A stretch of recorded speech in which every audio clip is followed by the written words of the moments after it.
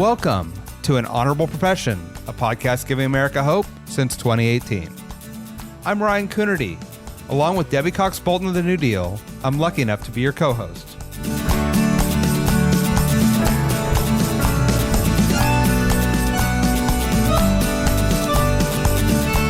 An Honorable Profession is a New Deal Leaders podcast. The New Deal is an organization that supports the next generation of American leaders. From attorneys generals to state senators to mayors to school board members, these are the people that are pushing policies and politics that will respond to climate change, rebuild our economy, address racial injustice, and restore our democracy. These are incredibly talented people who have dedicated themselves to public service when their country and their communities needed it the most. Check out newdealleaders.org to see what I'm talking about. I'm Debbie Cox Bultan, CEO of the New Deal and co-host of An Honorable Profession. Today, I sit down with longtime New Deal leader and mayor of Shelby County, Tennessee, Lee Harris. He was first elected mayor in 2018 and previously served his community on the city council and as state senator. In this episode, we talk about Tennessee's headline-making legislative session on gun control, as well as some of the mayor's innovative initiatives, like his work to break the cycle and provide opportunities for formerly incarcerated individuals, as well as breaking down barriers to quality health care for his constituents. We talk about how the mayor sees himself as an educator first, how his love for community drew him into politics, and how everyone can be an advocate. I hope you enjoy. All right, Lee Harris, welcome to An Honorable Profession. Great to be here. Thanks for having me. It is so great to see you. I've been looking forward to this interview. I thought I'd start, you are from Tennessee, as I mentioned in the intro, obviously. And I feel like Tennessee's been in the headlines recently. You had the Tennessee 3 earlier this spring. And then, of course, the legislature went into the special session last month to try to tackle some gun control stuff. It feels like kind of came out with not a lot. I know your county, not state legislature anymore, but I just thought, and we're going to talk a lot about what you're doing in your county, but just thought I'd start with just kind of like taking your temperature on, the politics in Tennessee right now, particularly around gun violence. Kind of what was your take coming out of those last 6 months or so about where the parties are and how things are going down there? Well, great. So I've been in office now for 2011, so I should start there and kind of, before this role as county mayor, I was in the Tennessee General Assembly, so I served in the state Senate for 4 years. And I got to say, over time, our politics in Tennessee have just become more divisive, and so it's harder to get things done on a bipartisan basis. I mean, here, like the rest of the South and like the rest of the country, I think there is popular appeal to doing something about the gun violence we've seen. I mean, it's touched home. We've had some really high-profile shootings, like the Covenant shooting here in Tennessee, and lots of mass shootings, elsewhere around our state. And so I think there is bipartisan support among the populace at large, but it's among legislators, I think it's really, really a tough puzzle. And so the three big areas, of course, that we are always pushing for on my side of the aisle are, background checks, making sure that there is some regulation of semi-automatic weapons, and the third piece is safe storage. And so as to the first two, we've seen no movement, even though I think Tennesseans at large would like to see something done in terms of background checks and regulation of semi-automatic weapons. But as to the last, we have seen a little bit of movement on safe storage. So we have seen some bipartisan advancement of bills related to safe storage. So we're really, it's not nearly what we'd like to see in terms of finishing the job, but it is a start. And I'd like to say that in Tennessee, as a result of that special session, that more people will get access to gun locks, and more people will hear more public safety announcements related to safe storage. And that is critical because, not only do we have too many mass shootings, we do have too many accidental shootings. Guns fall into the hands of juveniles, and juveniles, shoot themselves or others. We have too many guns falling into the criminal stream because of car break-ins, and safe storage has a role to play there. And, upwards of 30-40% of homicides you see in a particular place are suicides. And safe storage also slows down access to a gun such that some of those people may give a beat or two and not make the worst decision for themselves and for their family and commit suicide. So safe storage is a big deal. We lobbied hard for the Tennessee General Assembly to do something about safe storage. And so we did get some positive advancement out of that. And we have a program in Memphis and Shelby County, where I'm the mayor, that we started over the last 6 or 7 months, around safe storage. And so the state now is going to take our program statewide. And so we're really pleased by that. And it's a program to make sure that anybody who wants a gun lock will get one in the mail for free. Oh, that's amazing. And that, I'm glad you pointed out that, highlight that success. Before we move on to more policy and some other stuff you're working on in your county, there is this, it feels like Tennessee is one of those places where feels like there's a little bit of a mismatch between the will of the people and what's happening in the legislature, as you kind of rightfully pointed out. Any thoughts on like how we eventually overcome that? Like it just is, it's so frustrating. It feels so anti-democratic, that essentially we have people that are, not kind of representing the will of the people in the state that they live in. And it's something we've got to, if we're going to make this democracy thing work, we're going to have to figure out, I wonder, you obviously are an executive. It's a little bit of a different deal where you are, but any thoughts on how we tackle that one? Yeah, I'm in the executive branch. That's right. And so a lot of my role is governance and good governance. But at the same time, even in this role, and certainly in my prior roles in the state senate and in the city council, I was on the Memphis City Council too. I was an advocate, and I'm still an advocate. So I run an advocacy organization even right now. And so, we're always trying to, think about how we advance on issues, and it's always kind of the same. It's your message or your messenger, and so those are the kind of things you control. And so, with respect to some of these issues, you got to keep plugging away until you can find the right message and or the right messenger. I mean, that gets into the kind of coalition building and finding the right voice that'll amplify and reach the people you want to reach. And so, it'll happen. I mean, 2006 is when things started going south, pun intended. Yeah. Things started going south in 2006. And so that was a long time ago. And the pendulum will swing, and the pendulum may swing the other way here soon. And a lot of it hinges on, us working really, really hard, us having really, really great candidates, and keep plugging away. And so, that's happening. Some of that's happening.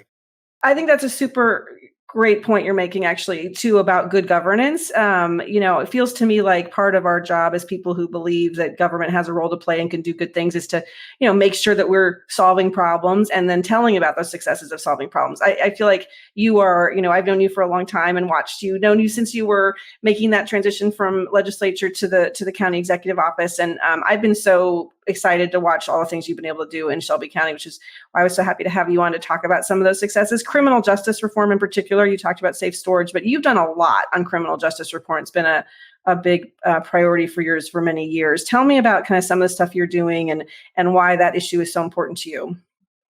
Well, that's exactly right. So we have done a number of things, from the police reform kind of stuff that people talk about to reentry, to making sure that folks that have a criminal history reintegrate back into the community and do so successfully. So that's kind of where our head is at right now, even though we worked on, you name it, we've worked on it here at the county level. But our head is right now focused on reentry. And so, we finished off, our push for ban the box. That was the idea, that we wanted to prevent discrimination during the application process for Shelby County jobs. It's a big organization, Shelby County government. It's 5,000 employees. We hire 50 folks a month, and we still, on our job application, ask whether or not you have a criminal history, and we know that set people up for failure. So we banned the box. We took that check box off of the application so that everybody could be, viewed and have a chance to get some of these jobs. At the same time, we're pushing the envelope and innovating in this space. So ban the box is an effort to prevent discrimination, and so we're also trying to figure out how do we take affirmative action, if you will. So we want to try to figure out how we make sure that people with a criminal history get jobs in Shelby County government. How do we curate and give them a preference for jobs that we have? Because our jobs are high paying. Our minimum wage is $17 an hour. They all have benefits and a pension. So how do we make sure that those folks get those jobs? And so we've just started in the last 3 or 4 months a new program. We call it Work to Break the Cycle. It's worktobreakthecycle.com. And at worktobreakthecycle.com, we curate our jobs such that we list jobs where we specifically would prefer to have an individual with a criminal history to apply for that job and get that job. And so we're really, really, proud of that innovation. And so we think that pushes the envelope. We haven't heard of anybody doing that. And we're going to try to encourage our employers to also specifically recruit those with a criminal history for jobs that they know that they'll be qualified for. I can mention one other thing that's in the pipeline of our work on kind of the reentry side of that. Please. Yeah. And that's we've also taken a look at our application, and we noticed that we require driver's licenses, right? So we require driver's license to get all of our jobs as well.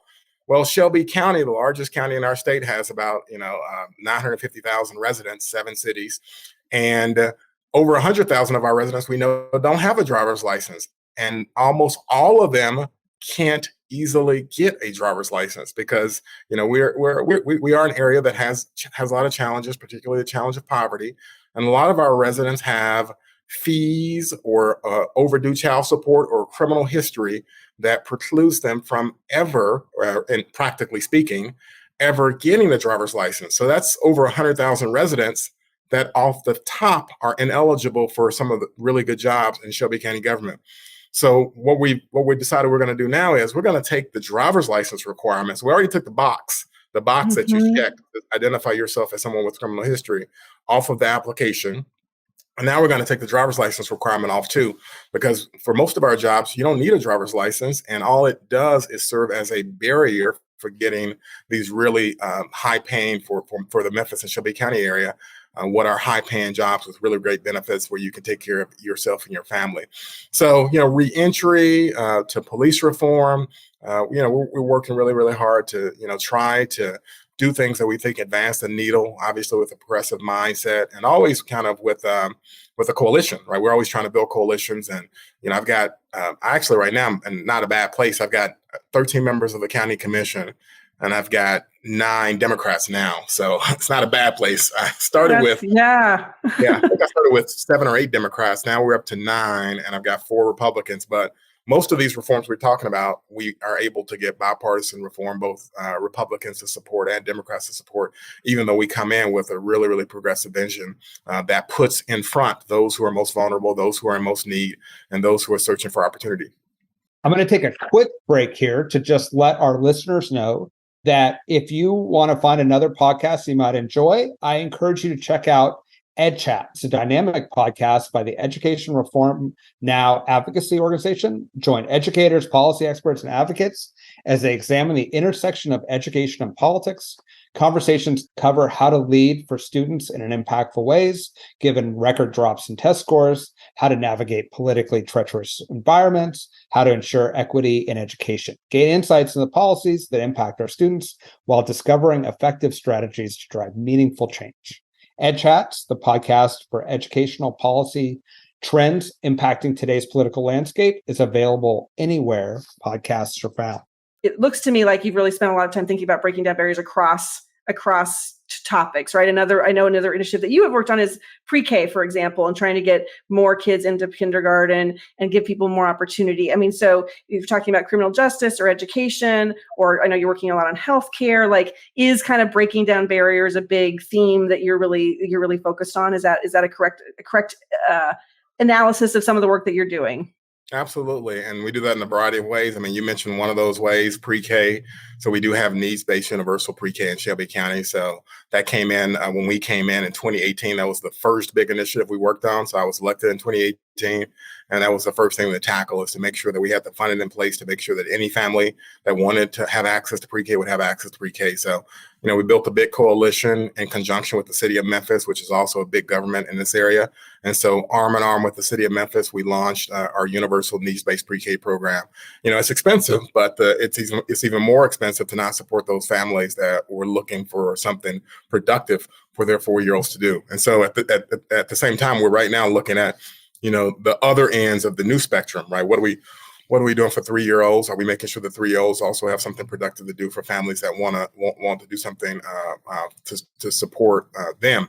And at the same time, we're looking at the other end of the spectrum, trying to support our university environment.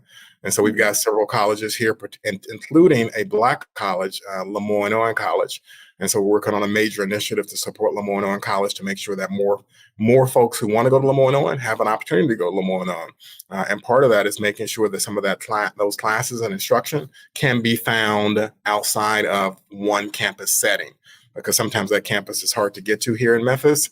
And so we want to have additional satellite locations. It's the approach that the University of Memphis, which is our largest university, has taken, satellite campuses across our very, very large geography. And so we want to do the same for our historically Black college here, Lemoyne-on. So we continue to work on these barriers. There are just so many that families, grapple with, and the Shelby County government can play a role in helping to surmount. Yeah, I know the pre-K work that you're doing in conjunction with the Make Home Community Outcomes Fund, I know. And that's another thing I love about some of the work you've done, I think probably not just in that area, probably other areas, but is measuring results and being able to really be such a good steward of public investment to show people that it's working. I think that goes back to what we were talking about earlier about I think Democrats, as people who believe government can do good things, we have to actually show that it is doing good things, and then that will presumably, foster more public support for those programs, foster more investment in those programs. So, how have you thought about kind of measuring results, telling success stories, making sure people kind of are aware of some of these things that you're doing well and that government's working in ways? No, I think that's right. And so some of it is extremely difficult to do because there's so many bureaucracies that are involved, and it is frequently very tough to get large bureaucracies to talk to one another. And so you've kind of alluded to one solution is if you can find the right third-party partner on a particular issue, that can help a great deal. So the pre-K program is as good of an example as any, because the pre-K program involves Shelby County government. We put in millions of dollars to support the program every year.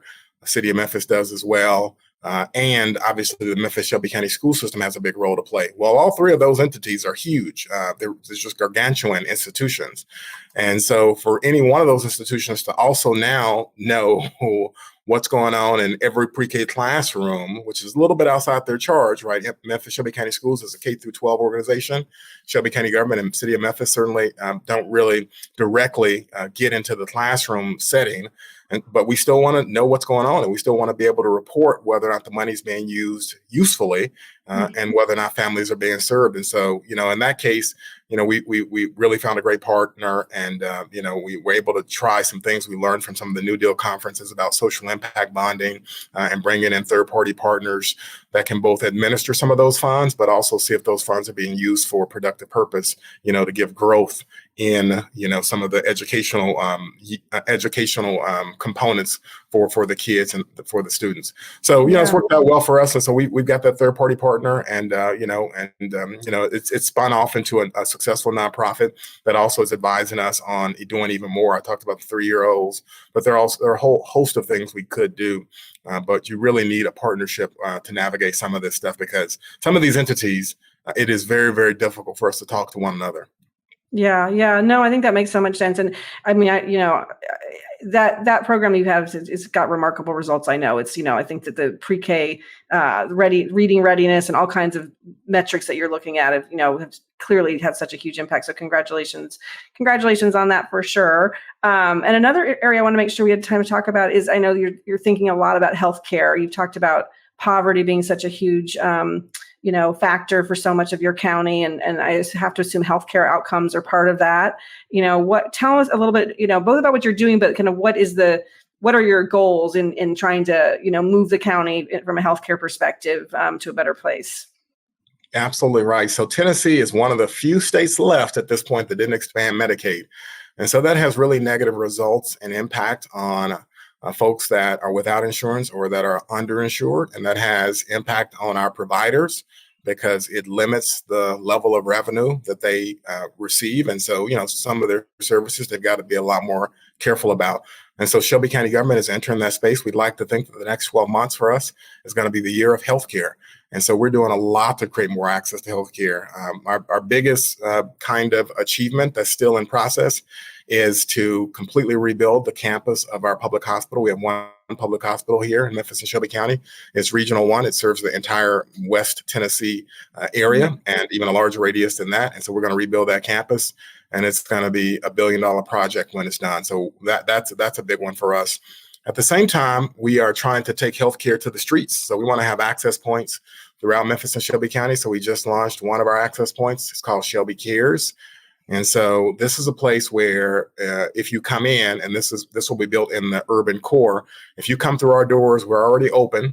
if you come through our doors of our Shelby Cares office, then we're going to give you healthcare coaching around some conditions that are too prevalent in Memphis and Shelby County. The conditions are things like high blood pressure, obesity, diabetes, and a few others. We're going to give you healthcare coaching and try to keep those conditions, those diseases from spiraling out of control, such that you end up in an emergency room, or you end up, with blindness or amputation, or worse yet, a heart attack, stroke, or death.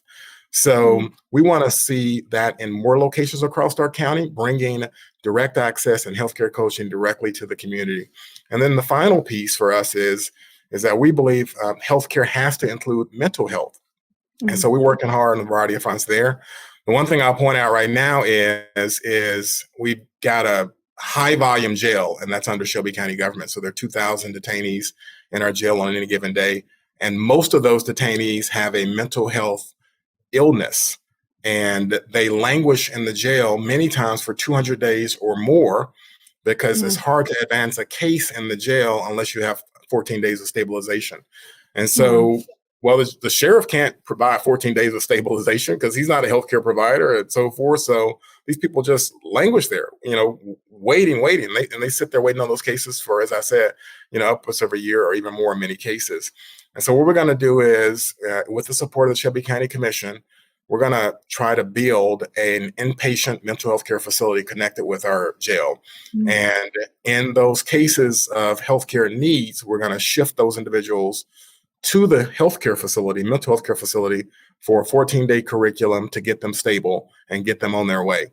And we think that's going to be a game changer. We don't think that's happening more than a handful of places in the country.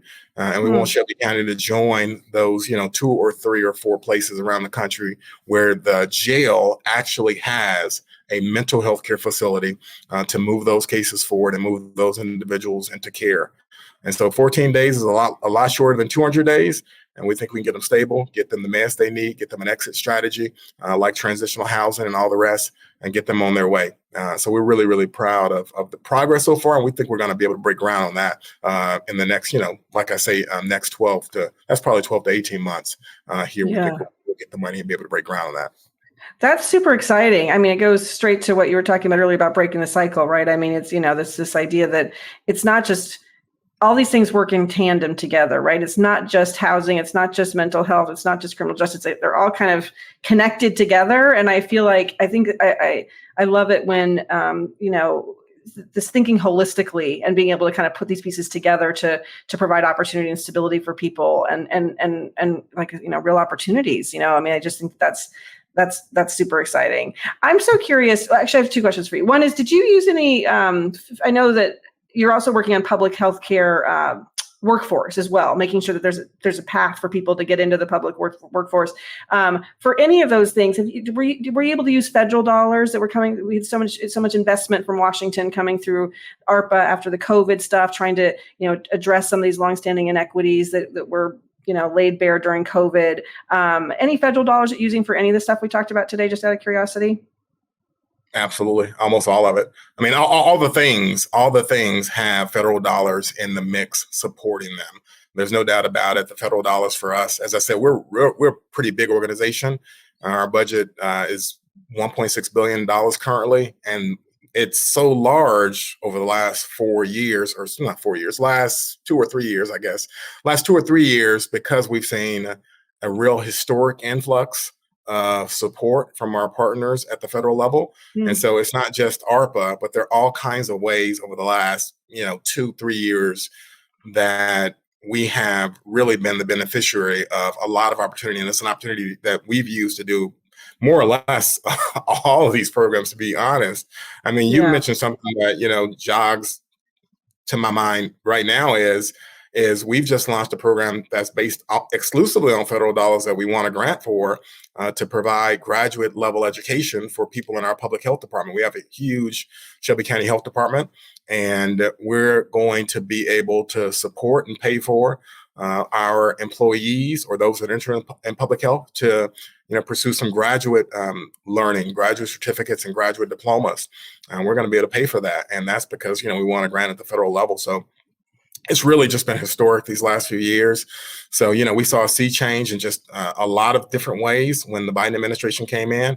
And some of that was just even on the vaccine front. So, it was a little bit chaotic. Well, not a little bit. It was. It was just chaotic, Right. full stop, for Yeah, a lot yeah. of the pandemic. And then as we saw the administration's change, a lot of the messaging became a lot more consistent. A lot of, the operational aspects of delivery of vaccines and so forth became a lot more consistent, and just, it was just a lot different Yeah. navigating that pandemic as things changed. And as I said, the access to resources for us have been, incredible, historic, and allowed us to just innovate on so many different levels.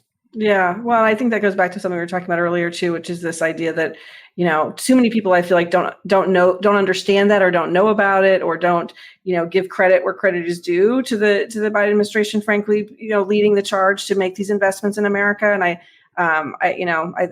know you're doing all you can, and I hope that, I know everyone is, but we've got to I think we got to just keep the drumbeat up about how these investments have really impacted real people's lives. Like you're talking about whether it's the mental health or the jobs or the pre-K. I mean, all of these things are affecting real people in your community, and I think that we've just got to keep that drumbeat up that the Democrats delivered, frankly, because it's so frustrating that I feel like people are like, what do you do with why are we spending money? It's like we're spending money because we're creating opportunity and we're creating pathways and all of those things. So, so thank you for all you're doing on all of that front. I want to make sure I get to ask you a little bit about your path to where you are now.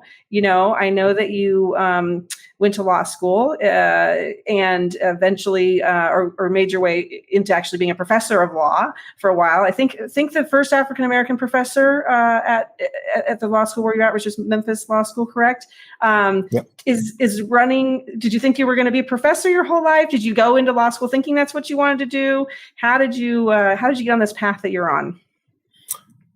I wanted to go into politics and government. I think that was a kind of a longstanding, career objective. So I went to Morehouse for college, and then I went to Yale for law school, and I enjoyed law school. And so in law school, I did get kind of the law professor bug. I don't know that I had a specific timeline in mind of when I might become a law professor, but opportunity presented itself at the University of Memphis. I already knew a lot of people on the faculty, and so I started teaching there not long after, and taught there for 14 years. And so I think of myself as an educator first, even though I'm a full-time politician right now. At some point, I hope to go back to university life, and I just really enjoyed it. And I taught in the area of business law. So I taught classes like contracts and business organizations or corporate law and stuff like that. And just really enjoy university lifestyle and student advisement and the writing and the research and the politics part. I thought I was going to be involved in politics, and because I think that's one way you can serve and help people and change lives. I don't think it's the only way, but I did think it was one way. So I thought I'd do that, and I ran for my first office. I did not win, and I learned a lot. And I ran for a second office, which was the Memphis City Council in 2011, and I won that race. And maybe a couple years after that, I was invited to join NewDEAL leaders, and I was very excited by that. So I've been around for a while. So it's probably been 10 years. Yeah, So that's cool. absolutely. Why do you think that? So not everybody grows up thinking I want to be in politics or government. What was it in your background, childhood, or whatever it was that kind of made you think that's a path that I'm interested in? Well, I'm from Memphis, and so I love this community. I think it's a really special place, and I think the people are, unique and interesting and fun and all the things. And so I thought that our community, though, suffers sometimes, not all the time, from not having great leaders in enough places. And so I wanted to be part of the solution of lifting up my city and making sure that there was, great individuals with skills, advocacy skills, in more places that mattered. And so I decided to do it. And I said, and when I was on the city council, I represented a community that had lots of challenges in terms of income and so forth. But I said that, this community, it wasn't the community I was raised in per se, but I said this community is going to have the best advocate they've ever seen. And we're going to deliver for folks. It was North Memphis, for those who know Memphis. And I said, we're going to deliver for North Memphis every single day, and worked really hard on that and really enjoyed that work. And so at a certain point, I decided to run against an incumbent for the state Senate. And I ran against the incumbent for the reasons I just talked about, is that I just thought that there were, a need to have good people in these offices.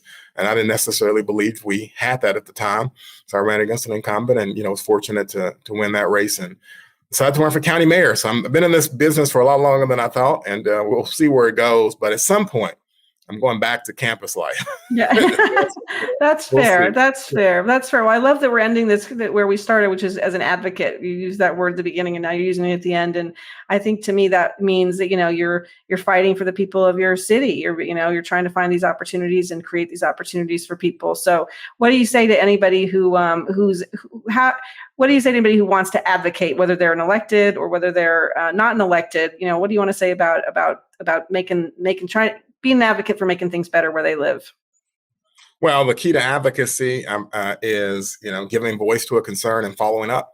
So if they really have something that they want to see done, they've got to do those couple of things. I'd give that advice.